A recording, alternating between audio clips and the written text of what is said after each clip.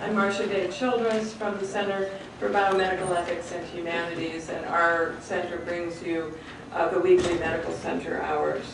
On any other Wednesday, you'll find our two programs, Medical Center Hour and Medical Grand Rounds, in different auditoriums in this building at overlapping times. Today, we've aligned ourselves for purposes of the Brody Medical Education Lecture by splitting the difference in our start times. And so it's 12:15 late for internal medicine, but early for Medical Center Hour. There may be some traffic as a result of that, but we're delighted that you're all here, and it's great to have you here. We're here together to give careful thought today to American medical education. Given the rollout this year of the Affordable Care Act and intended changes in who's getting what kinds of care and where and from whom, preparation of the next generation of physicians may be at something of a crossroads. Are medical schools and academic health centers like ours doing the right things to develop the health professional workforce for this new phase of healthcare in the United States? This Brody Medical Education Lecture gives us an hour with distinguished physician and health policy expert, Dr. Fitzhugh Mullan.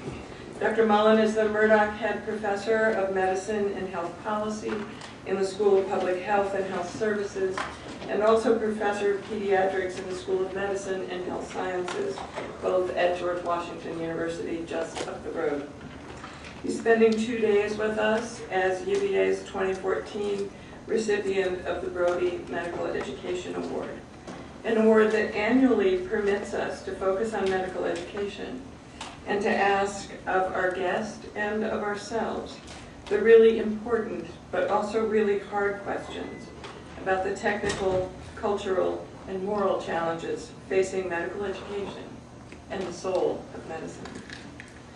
So this Medical Center Hour represents a rich and resonant collaboration involving the Brody Medical Education Committee, the Department of Medicine, the Academy of Distinguished Educators, as part of UVA's Medical Education Week, and of course, the Medical Center Hour.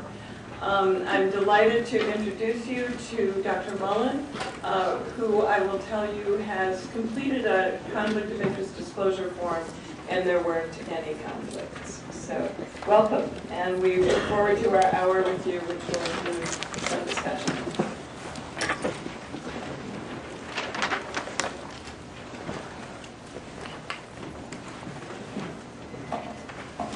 Thank you, Marcia. And it is a pleasure to be here, and I'm very honored to have been selected as the Brody Lecturer and have the opportunity to spend a couple of days actually educating myself in the richness and variety of programs here at UVA. I'm happy to say that you are your newfound reputation as a jock school is matched by the excellence of your medical education offering. So let's say you're definitely in the NCAA top rankings of imaginative, creative, humanities-laced curricula in the country. I want to thank my particular hosts, both Marcia and Jimmy Corbett, who's an old friend and schoolmate, and many other friends here who I've had a chance to reconnect with, President Reynolds among them. It's been a nice visit. When Marcia pushed me on a title, and we kicked a number around, and we ended up with this rather grandiloquent one related to soul of medicine.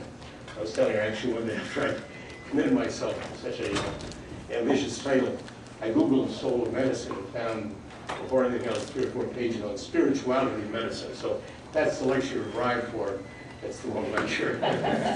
This is the secular soul of medicine, and not disrespectful of the spiritual soul, but this concept that there's something special about medical as a profession. I'm sensitive to claiming that. The United States, as you probably know, has come in for a fair amount of criticism for declaring yet again in recent months the notion of American specialism or specialty American exceptionalism, it's called, which means we're different than other countries. Of course, every country is different than other countries, and there are certainly arguable geopolitical, historical, cultural features of the United States that make it particularly special. But I do think among professions, the fact that medicine deals with life, pain, and death makes it particularly intimate to the human being. And since our audience, our clients are humans, our society is a human society, it gives us a particular claim. But it also gives us particular responsibility. And I don't want to get too far into the sort of schmaltz of it, because it's been schmaltzified at times. But I do believe in my soul that choosing medicine and living in medicine, practicing medicine, and frankly being a patient, which I've done a fair amount of, and if you haven't, you will, is a very essential human activity, and it is special. So as we look at the medical practice, particularly the genesis, the nursery, the cradle of medical practice, which is medical education, we have reason to ask, how are we doing? And it's in that spirit that I'm talking with you today. I've spent a lot of time both spiritually but also professionally thinking, engaged with that topic, and trying to measure to some extent how we're doing in regard to what I call, many people now call, social mission in medicine and medical education, and I will focus on that in just a bit in the talk. But I'm going to start with a personal anecdote, a family anecdote, actually not related to a large audience before. Like I suspect many of you, I come from a family of physicians. My grandfather was a public health physician, spent 41 years with the U.S. Public Health Service, many of them on Ellis Island. My father was a physician, a psychiatrist, an analyst, originally, group therapist eventually. So I grew up with medicine in the household. And frankly, had a presumption that's where I go too, which I bought into. And I was particularly fascinated by psychiatry. But I remember an event, I think when I was in college, a bit of a reluctant pre-med in the sense that I liked a lot of other things. I was a history major, but I take my pre-med courses and I was headed to medicine. And my father held a party for something like the American Psychotherapy Association, one of the groups that he was engaged with. And I remember now, I'm 20, and these are a bunch of older gentlemen, and they were all men, smoking cigars, wearing expensive suits, sipping martinis and canapes, I think we called them at our house. And I sort of looked at this group and I said, is that me? And this is sort of, this is what you tell your analysts, right? How you dealt with your father. And, I said, I'm headed into their profession. I'm really interested in psychiatry. But I don't think this is me. And I struggled with that a bit. And I thought about it as I went through medical school. And I tell you the anecdote, the larger picture is, you look at who goes into medicine and what their ambitions are. And then you look at the presence of the medical profession in the country. And there is a substantial gap in terms of the behavioral expectations and anticipations of young people in medicine and the comportment of medicine in the country. Now, it's not simple, and there are many factors that enter in, and I clearly concede that I'm giving you sort of an adolescent version of things, a simplistic version of things. But as I went through medical school, and as I've lived in medicine and medical education, this question of how do we take the idealist student and a relatively idealist institution that believes that teaching is up there with doctoring as an important thing, and that role modeling and mentoring is important. And yet when it all plays out, you've got a profession that's fairly elite, fairly well paid, fairly self-satisfied, and arguably, and this blends between the doctor and the system, we certainly have a system that today most Americans will concede is not working terribly well. Sure as hell is expensive, isn't getting everybody. And doctors aren't always, or maybe not often, I think more often than they used to be, in the front ranks of those worrying about them. I mean, happily, I can say during my lifetime, the prominence of physicians on the front lines of medical change is much greater than it might have been in the past. And particularly the AMA was our professional representative through much of the 20th century, and they were not in the front ranks of change. They were a stolidly reactionary organization through much of the 20th century, to the detriment of American healthcare even today. Because we would have fought and finished this battle about universal coverage probably in the 30s, if it hadn't been for the AMA. Certainly in the 40s with Harry Truman leading the nation in trying to get national health insurance. But be that as it may, the question remained, how do we go from the aspirant of medicine to the manifestation of medicine, and what is the role of the medical school in it? And I can see, once again, my construction here is pretty simplistic, and there are many factors. So this question of the hunt for what I'll call a soul of medicine is something I've been engaged in and worrying about. And let me just take you through a little of the sort of thinking that I've engaged in and written about in recent years. These are the nested boxes of Carr White. Carr White was a health service researcher and primary care researcher. He probably coined the term primary care in the 60s. He was writing about primary physicians. Excuse me, it's a 1961 New England Journal piece in which he posited, he didn't posit, he produced the data to suggest that in a month, if you take 1,000 Americans, 750 will have some experience of illness. They will have headaches, they will have the sniffles, they will have a myocardial infarction, they will have everything in between. 250 of those will seek the attention of a physician.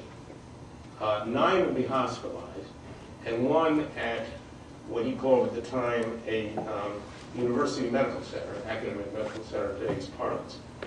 And his point was then that the vast majority of medical education, and I think his point would have been health professions education, is done, certainly medical education, under the walls, under the roof, within the walls of that one little nested box at the corner. And yet illness, as it's experienced and lived in our country, is 99+% outside of that. And yet we learn it in this very stigmatized, very important and highly stigmatized environment. And that wasn't good. So that contributed to the argument in the 60s that began to create this counterforce to the rapid subspecialization of American medicine that's taking place. The primary care was not just the residual doctors who didn't get specialty training. It was a good in and of itself and an important element of the system. A conversation we've been having ever since, a struggle to some extent we've been having ever since. But White did a lot to put that in the system. Dr. White, last I knew, was in his senior retirement here in Charlottesville. I don't know if he's still with us. I guess he isn't. I don't know if anyone knows, but this is Carr White. Is he? Is yes. He is. He must be approaching 100. Yeah. Dr. White, wherever you are. We're talking about you at noon hour here. His work was replicated in 2001 by Larry Green and the folks at the Graham Center. This is the think tank of the American Academy of Family Practice. Much better data, much more nuanced data. Their conclusions are essentially the same. The dynamics are unchanged in terms of patient care. They did not study simultaneously the locale of medical education, but their surmise, and mine would be too, we haven't moved far afield from almost all of it being run from the box down to the point. So as we begin to consider the relationship of the medical university to the society, and let me pause on the word society because that gets used a lot of ways.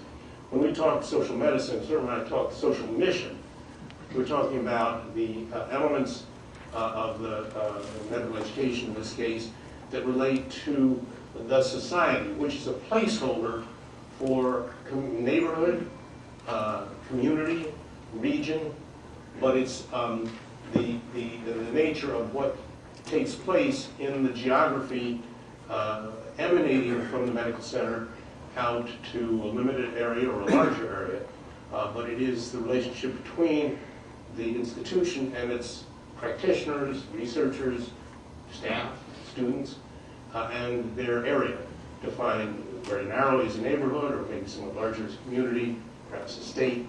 So that's the social mission in regard to that.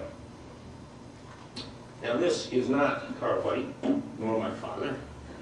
This is, as many may recognize, the progenitor of a good deal of 20th century medical education thinking, and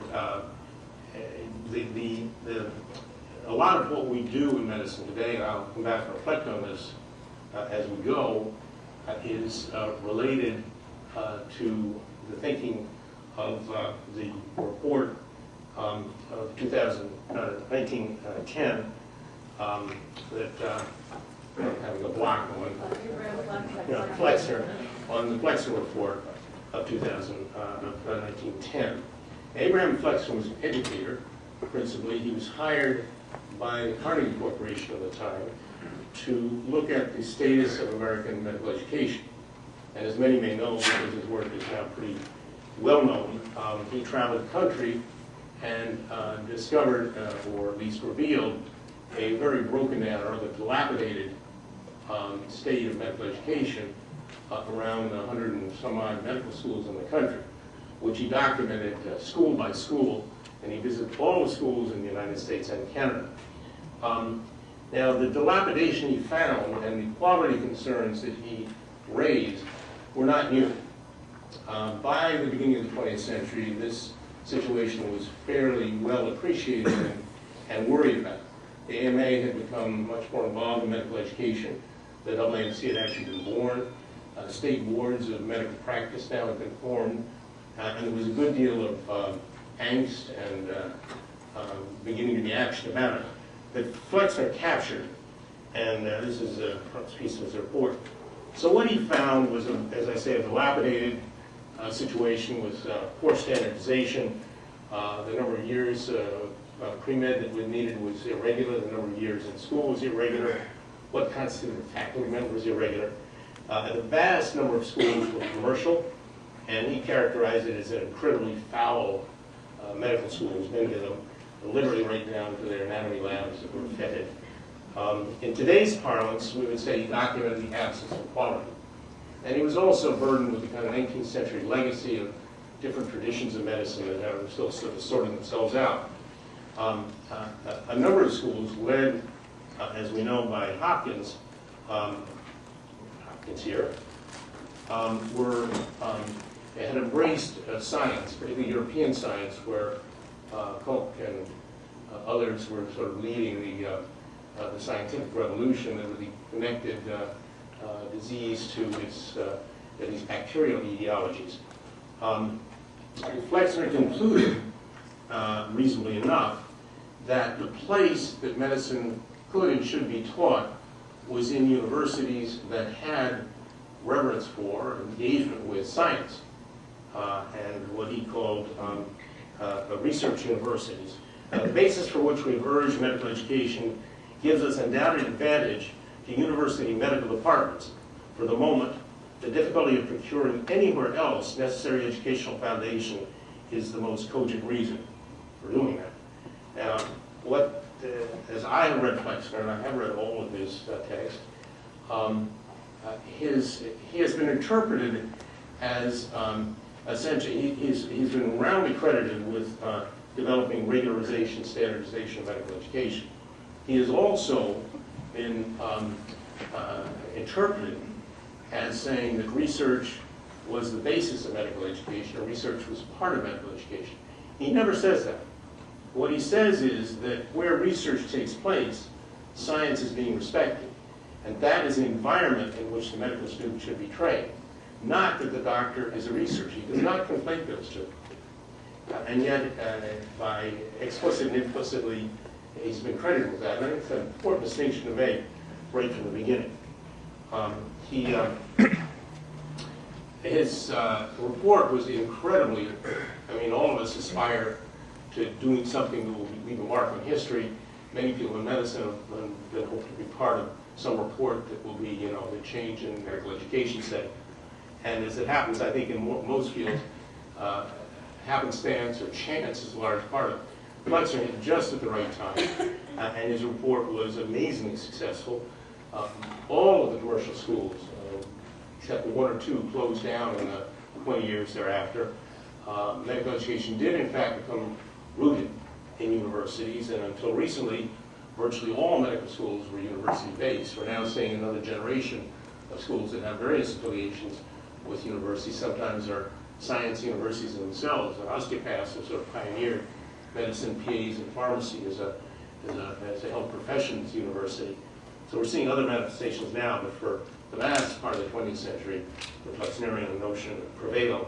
And others, I remember growing up thinking anything medical that wasn't a university was clearly not legitimate. But it did provide good quality assurance and standardization. In time, as the 20th century progressed, and research funding became enormously powerful forces, the academic health center became the home or the seat of much of that scientific power. And the medical school was associated with that, in many instances was kind of part of, but not the center of, the University Medical Center, Academic Health Center.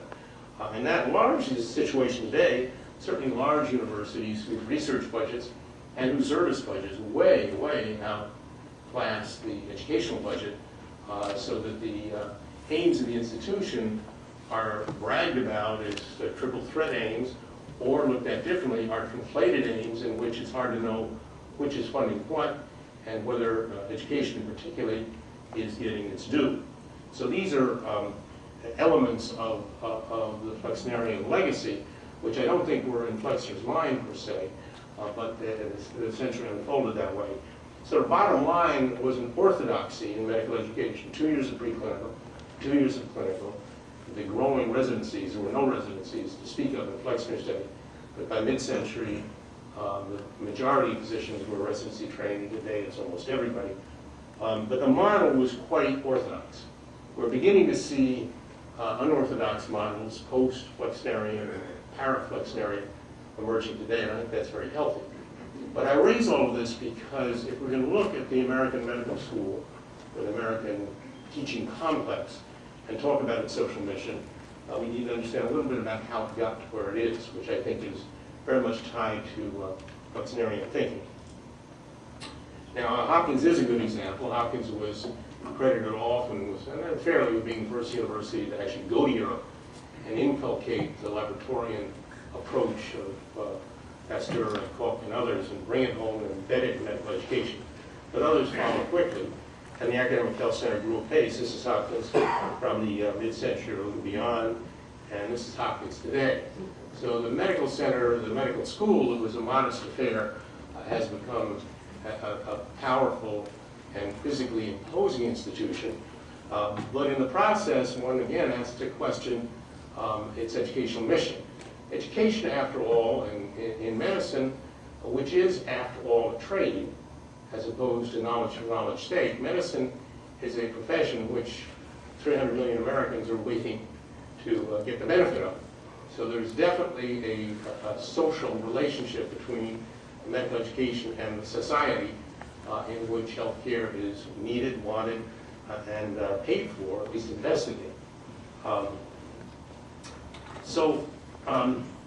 As we look at our situation today, in which the medical education enterprise dwells, you've got major problems, which I suspect are known to all of you, having to do with access, distribution, quality, and cost, which bedevil our system. And as recently, I think, as 10 years ago, if you'd said we didn't have the best medical system in the world, you would have been considered heretical. In the last 10 years, and maybe 15 years, the facts of the success or the product of our system, as compared to other systems, have become known in the United States and elsewhere. We don't do so well, and I won't recite it all to you, but you know we spend the most money by far of any country in the world, half again as much as the most munificent other country, which varies from year to year, Sweden, Canada, Switzerland, and we get poorer outcomes. So all is not well in the ultimate system. It's not the fault of medical education by any means, but this is a system we live with. And it is a system that calls out to us for solutions, for both the research and then the services that would write this system, or among other things, make it more affordable and not bankrupt our country, where it is a major contributor to our importation of Chinese dollars, actually. If you look at the costs of Medicare and the costs of federal health care and the cost of national health care, it gets us far down the road of the deficit. So the social mission of medical education is something that gets talked about easily enough, but how do you put your hands on it? So we set out a few years ago to develop some kind of metric to look at this. And for the purpose of definition, this is the working definition. And this is one way of looking at it, by no means the only way. But this is definitely an outcomes-oriented approach, the outcome of medical education being its graduates. So an institution that is graduating physicians, the only institution that can give an MD license, give an MD degree that makes someone eligible for a license, is a allopathic or osteopathic medical school, mostly in this country, although from abroad as well. For the moment, I'm focusing on this country. So there are no alternatives. The 160 or so osteopathic and allopathic medical schools we have today are the keyholes through which every clinician has to pass in order to be eligible for licensure, in order to practice. So what do its graduates do in addressing the critical and unmet needs of populations? Yes, meeting baseline needs, and yes, meeting established, being able to provide established therapies, etc., is important. But we have within our societies, and I don't care if it's neighborhood, community, region, nation, state, there are enormous disparities in populations that are much more likely to die and much more likely to suffer. And this is where the social contract, social covenant comes in. What are we doing to improve the lot of those in particular? And that is the particular social missions we define. So there have been traditional topics which medical schools in various ways have engaged with, listed here. You will recognize them. They're important. They're sometimes fairly clearly, easily distinguished, like diversity. Sometimes they're a little harder to distinguish, social medicine. But these are areas in which our medical schools have been game and varied in their approaches. But I would suggest to you that there are emerging set that are, have things in common with these, but have a slightly different angle, and listed here. These are competencies, capabilities, areas of intellectual and practice enterprise that medical students going forward are going to need to be well versed in. And the question is, how are we doing in regard to that? So you put those two together and develop a metric, which I'll describe in a minute, the result of which was an effort to rank medical schools. This was published in the Annals of Internal Medicine in 2010 to much controversy, which echoes yet today, which as an author I think is good in that it's got the issue out there and have people wrestling with it, whether they think this is a terrible, salacious paper that shows gross ignorance of what medical education is about, or whether they think this is ought to get the Oscar. It's been thought to be both. So, apologies for the busyness of the slide, but I wanted to get the whole thing in here. What I want to call your attention to is we took 3 outcome factors relating to graduates, which you can see my own slide here. The percent of graduates in primary care, the percent in health professional shortage areas, and the percent in more underrepresented minorities. We looked at it about 10 years down the line when these individuals, so it's not enough to say, well, here's what our medical students say they're going to do. It's not enough, and we've used this as a proxy, but it's an invalid proxy for a long time. What residencies do our folks take? Because the largest numbers are in medicine, and over half of those will subspecialize, so you can't really tell what a person's going to do until they're doing it. So 10 years out, they're doing it. They're through residency, they've had military obligations, they've had National Service Corps obligation, whatever. They're basically done. They're now grown up. What are you doing when you're grown up? It's 10 years out. So that's when we looked, and the time period for this was 1999 to 2003. So we're looking back now almost 15 years, but this was done at 10 years out. And we, for each of them, developed a rank order, assigned a standard deviation to them, and summed them to give the standard deviation some score here and rank them. And what you'll see, and it surprised me when it first came out, the 3 African American schools, not known, well known to you, I suspect, Morehouse, Meharry, and Howard, ranked way at the top. And it didn't take too much thinking to figure out that the one element of the social mission scoring system that they were dedicated to, of course, was minority recruitment and minority graduates, and they did very, very well. As you can see, 71, 83% of the schools over here were minorities. So that gave a big leg up in the system. But if you look at the other figures, they do very well in primary care and shortage areas too, not surprisingly. And we felt that they shouldn't be discounted or put in their own category. They are devoted to social mission, at least as we have defined it, and they do very well. But if you go from there and look at the others, these are largely lesser-known schools. Many are regional schools. They're not the schools that appear in the U.S. News and World Report. And yet when we talk about, and we as a people dedicate money, there's been money through the Bureau of Health Professions for primary care training, the National Health Service Corps for health prevention shortage areas, a lot of efforts on federal and state and university levels on minority recruitment and retention and so forth. These are things we care about. And these schools are doing them well, and they get little notice for that. And yet they rank very well. What you'll notice on this chart, I believe, the first 3 African American schools are all private. All of the others are public. And if you look through the list, public schools by and large do better than private schools, and ultimately that's not surprising. They have a board of directors called the state legislature that while they sometimes don't give much money, they certainly take a certain interest in the university and the university medical complex and what it's doing. So if they are worried about doctors for the outback or county whatever, or their inner city, they talk to the school about it. There's a little more engagement between the society and the school. Private schools, less so. The bottom 20 is distinguished by some of our leading brand name medical schools. And this was a little bit of a surprise. And I'd say a bit of a disappointment. It wasn't true across the board. And many of these are predominantly private, so you're picking up on that as well. They're also predominantly research intensive, which again, the ones in the top of the chart are less so. But it does raise the question, if our major, or if the universities that have the best reputation, are best well known, are most highly endowed in the country, are not, their outcomes in terms of wrestling with or addressing the unmet needs of the society are weak or weaker, is this not a problem? Both in terms of actual person power and also in terms of legitimizing the issues and the intellectual response to the issues.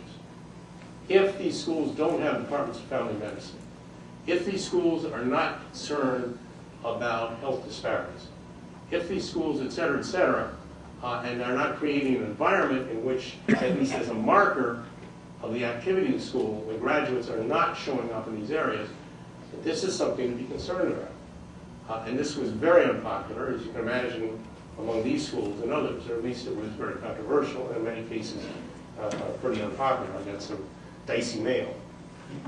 So the findings sort of summarized here, I mentioned some of them. The success of the African American schools, as I mentioned, public schools do better.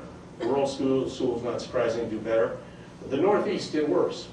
Now the Northeast is heavy in private schools, it's heavy in research-intensive schools, it's heavy in traditional approaches to medical education. And they don't do terribly well in at least these metrics of social mission. And disappointingly, there was a negative correlation between NIH support and social mission. But significantly, 5 of the schools in the top quartile of social mission were also in the top quartile for NIH funding. So you can do both. Now these were all large state universities, a couple in the West that have large rural areas for which they take responsibility. The primo one there being University of Washington that has actually 5 states with a single medical school, and they're very engaged with those 5 states, and a lot of their grants end up out there doing rural health, primary care, etc. And they've got a very active intellectual engagement with that, as well as standard, more traditional research science.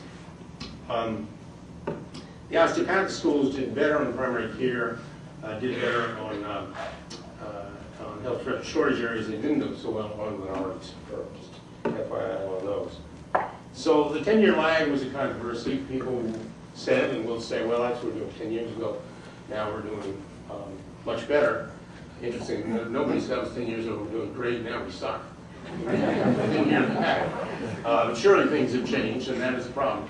But if you are going to do a really look back and look at where people are, not where they say they're going to be, or some kind of extrapolation, you really need this kind of lag period.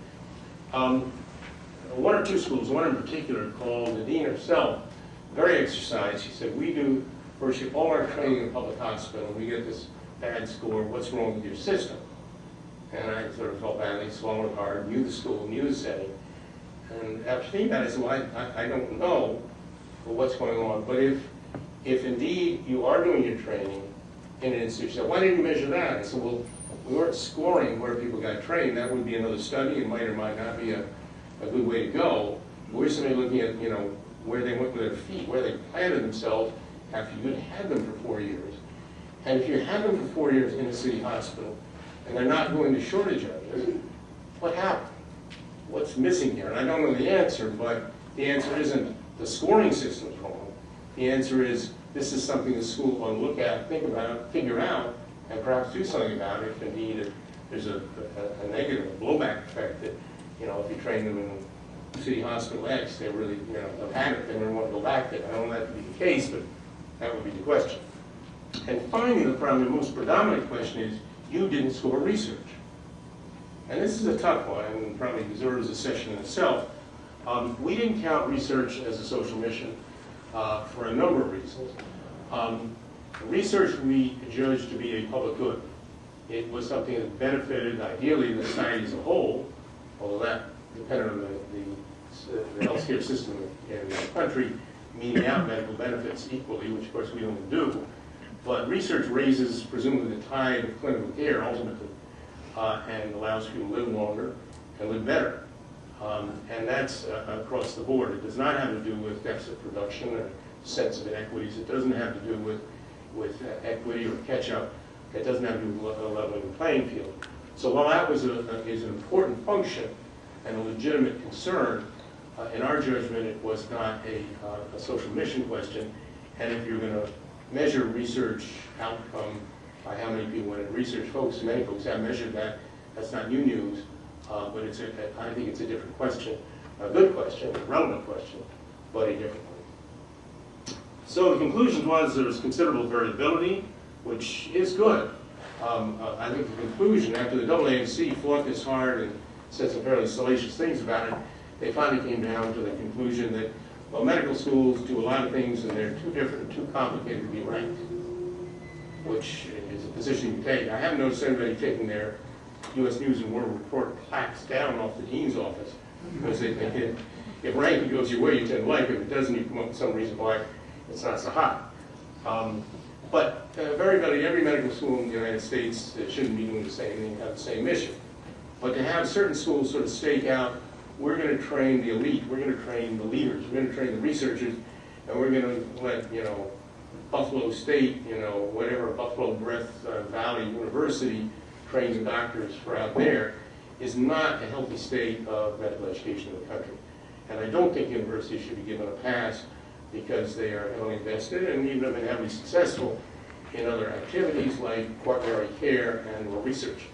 In fact, those very universities, we need the brain power, the horsepower, and the legitimacy that they can bring to trying to fix these chronic and lethal social problems that set our medical system. Outliers, I mentioned, there also were some schools that you would expect, based on their locale and mission, would do very well in art. Some of the osteopathic schools in that category, and some allopathic schools. If I were dean of one of those, I would be concerned. And clearly there was potential to change how universities or university medical departments, as Flexner would have said, function. And that was something to ongoing conversation, and certainly got the ACA with us now as a platform for thinking about and rethinking some of these issues. We spent a little time in subsequent years doing what we call a beyond Flexner study, looking at schools that were doing very creative activity in social mission areas and trying to identify what the takeaway messages were. I'll truncate that quickly. This is a set of schools, I suspect some unknown to you, that we looked at, but just to give you an idea of the variety and flowering of interesting educational models in and around our country. The University of Oklahoma, Tulsa, which is a bitter branch campus becoming its own school, has dubbed itself the School of Community Medicine, very focused on Tulsa and Oklahoma. SIU's been around for a long time, has done a spectacular job in education in general, leading institution in educational research, and they populate southern Illinois, Missouri, many rural areas with physicians very well regarded in their area and not heard of elsewhere. The Northern Ontario is a new school in Canada, which focuses on Aboriginal and Francophone culture in largely Northern Ontario. 2 campuses, entirely electronically enabled. Everything they do on tablets and demonstrating new model education as well as socially directed education. Very interesting outcomes. Morehouse, aim number 1, the youngest, 1979, I think, of the African American schools. Really, it was, if you take the African American church, at least your concept of it, and put it in medicine, it had that flavor to it. I mean, there's a sense of mission. This mission is not a geographical one, it is the African American community, not solely or exclusively, but there's a sense of being your brother's keeper, your sister's keeper, reaching out is embedded in their medical school culture. Very impressive. University of New Mexico, one of the 60 schools, I think 69 it opened. They have, from the day that school opened, their eyes were set on the 4 borders of that state, and they have every kind of imaginable state-engaged program. It's very impressive. They're now working with extension workers, as in agriculture extension workers, health extension workers. They have a whole new MD to BA and MD program where they go to the high schools of the state and encourage and mentor promising high school students from poor families and, you know, the way out back in New Mexico, get them into the BA program, mentor one through in the MD program, and really doing it. They're adding a half again to their student body at an MD, BA, MD program. Very creative stuff. A.T. Still is an osteopathic school based in Phoenix. 1 year on campus, they do basic science, and the class gets distributed to one of 11 community health centers, from Hawaii to New York. There's one in Washington now. And they do their latter 3 years there. They do a lot of electronic learning with the campus. At home, they work through local hospitals in their communities, and they are, they're first to graduate 2 or 3 classes now. They match very well. Half are in family medicine, 2/3 in primary care. It's showing a whole different model of medical education. So there's a lot of ferment and good things going on. These are levers or modalities that we found in common in these schools, things to think about as one looks at one's own curriculum. What is the mission statement? Does the school embrace a community? Does it embrace a geography and say, we're going to make a difference in the state of Virginia, or in central Virginia, or in the mid-Atlantic? And then what do you do? How do you align your education programs, your recruitment? How do you align your research with the needs of the particular issues of that community or area? A pipeline cultivation, we can't take on the medical school K through 12 and its deficiencies, but there are many, many pipeline programs for schools that adopted high school or developed a post-bac program directed to a certain community or developed mentoring from students. I suspect there's some here.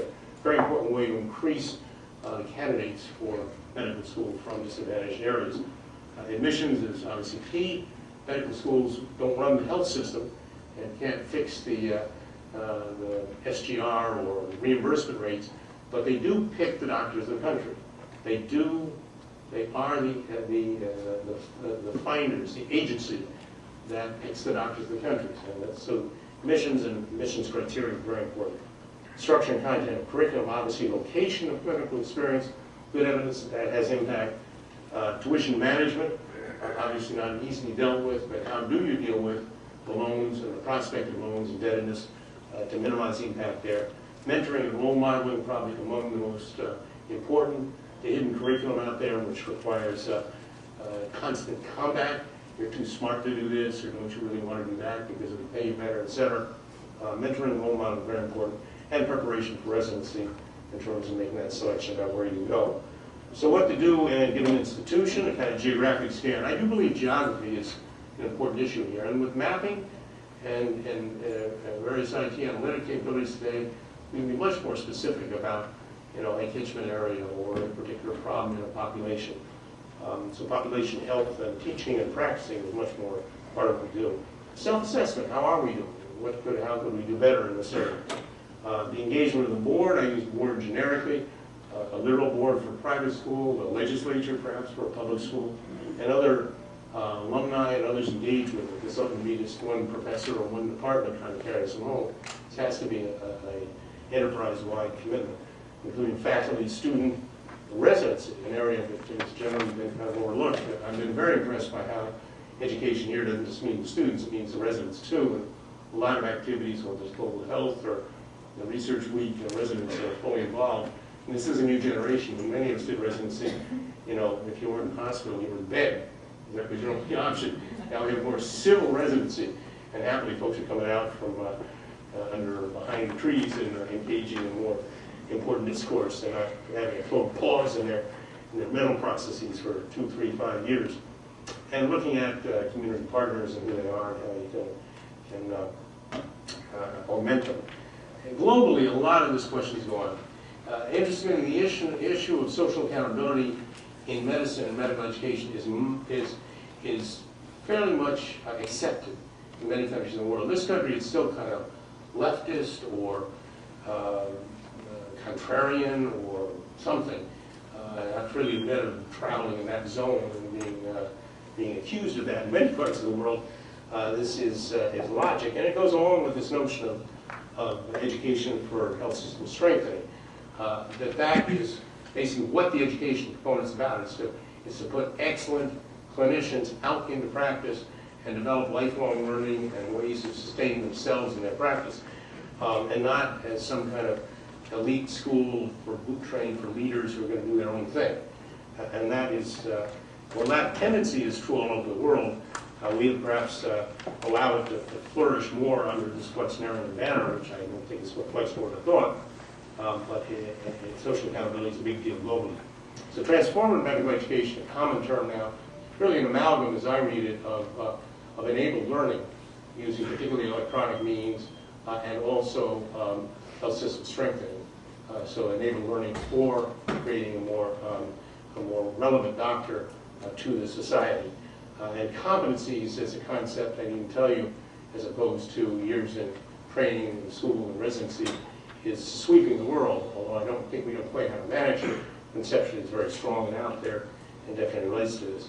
So in conclusion, the 20th century saw a huge benefit to populations everywhere, certainly in this country, in terms of their health.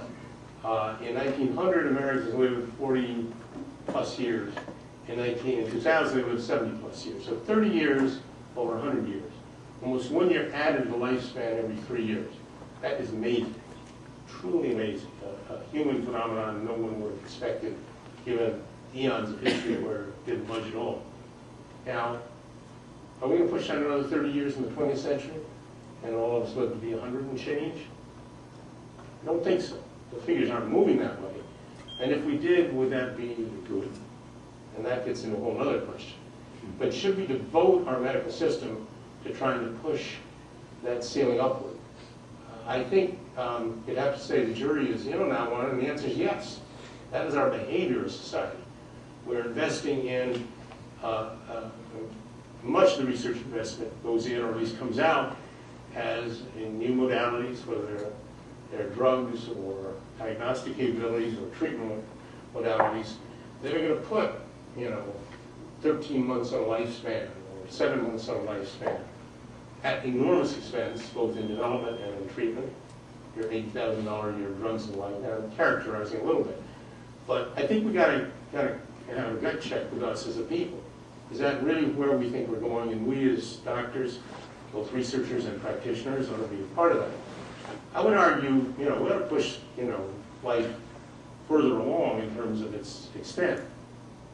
But we ought to be interested in and concerned with the democratization of what has happened, so that all of our population gets it. Because the 70 plus is not 70 plus years for everybody. It's 60 and change for African Americans, and it's 81 for white women, for instance, kind of disparities.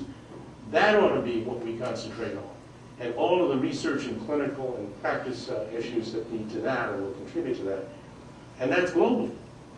Why does an African live 37 years and an American live 75 years? Well, lots of answers to that, and they're not our fault. But we do a lot to make that different, and folks in global health are after that one, and that's good. That's part of the soul of medicine and the soul of medical university. So I think if we have a soul, we're going to be worried about getting the floor up and not pushing the ceiling to dizzying heights and colossal expenses. We use our money and our mind to make this a more equitable shot at life on Earth. And I think we're going to be willing to play in that, and that ought to be our soul. Thank you.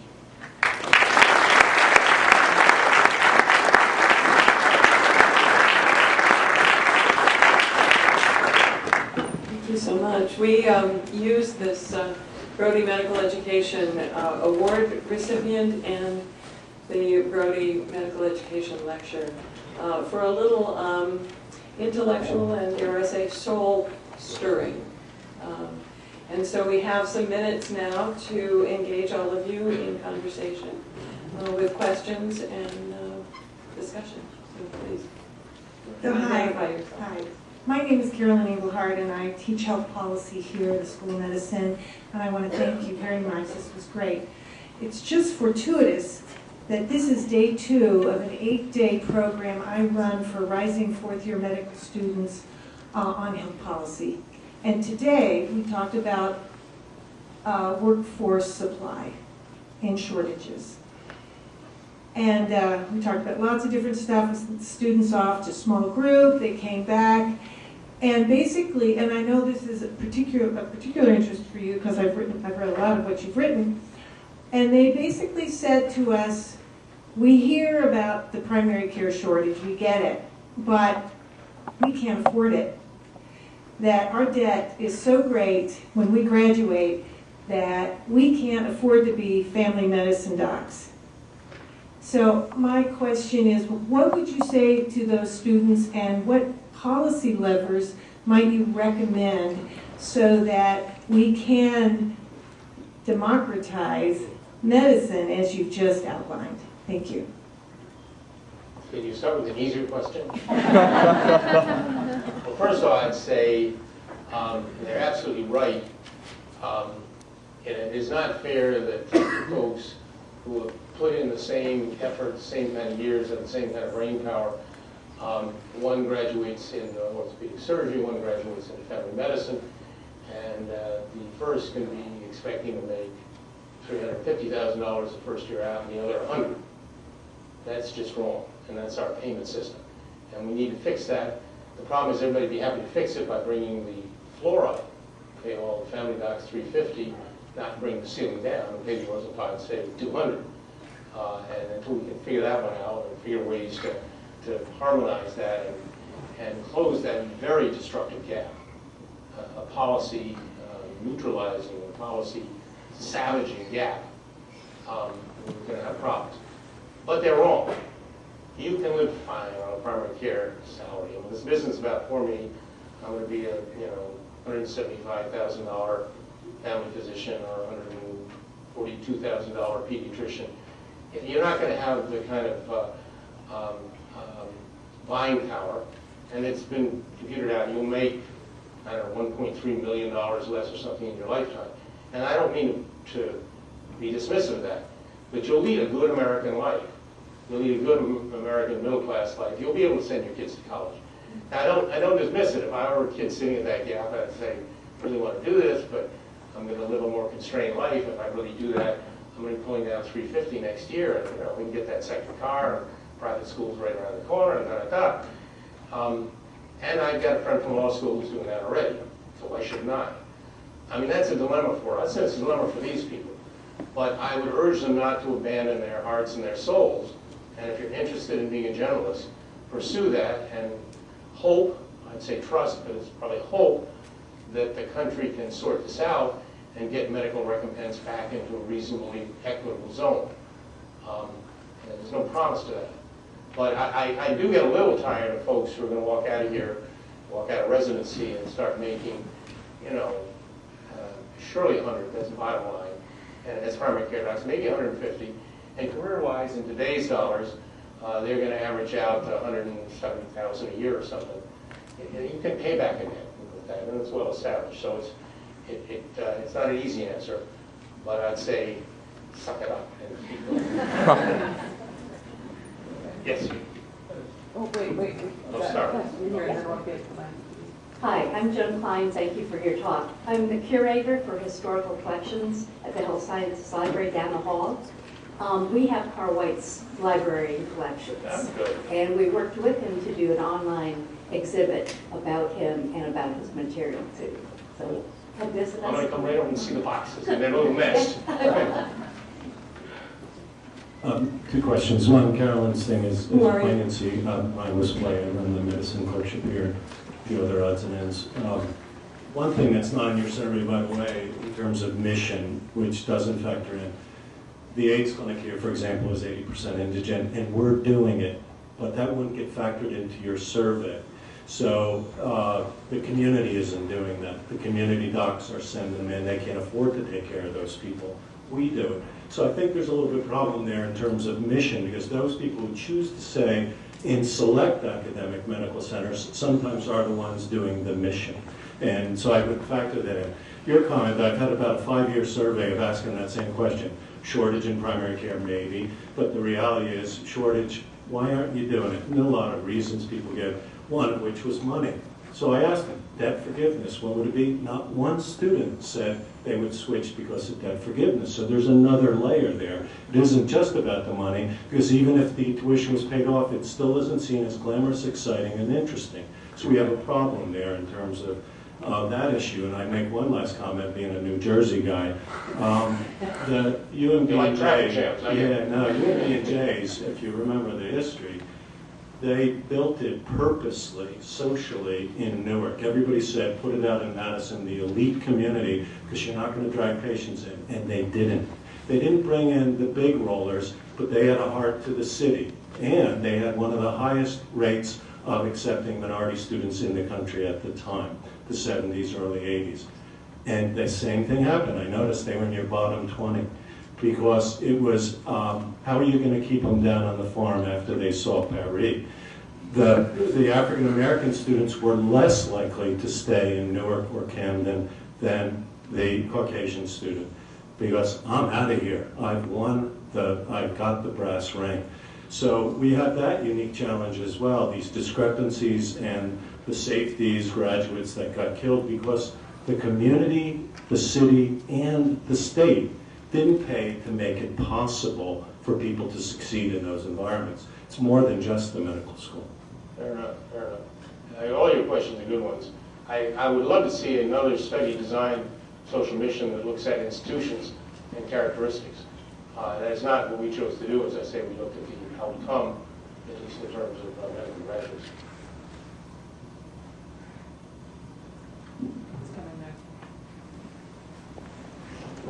Thank you, Fitz. Preston Reynolds. You have always been a radical. From student health organization days, from white coats, clenched fists, to now. But your challenge to us is really not so radical. It's now become a global imperative around the social determinants of health. But most medical schools don't see themselves as responsible for the social determinants. Education, housing, clean water, environment. So how do we broaden the mission of the medical school to embrace the science of public health and the science of community health to also be legitimate science? I think you put your finger on what needs to be done, and it's easy to talk about it. How do you do it? I'm impressed with the array of activities that I've seen the last 2 days here. So this is by no means a social mission desert of any sort.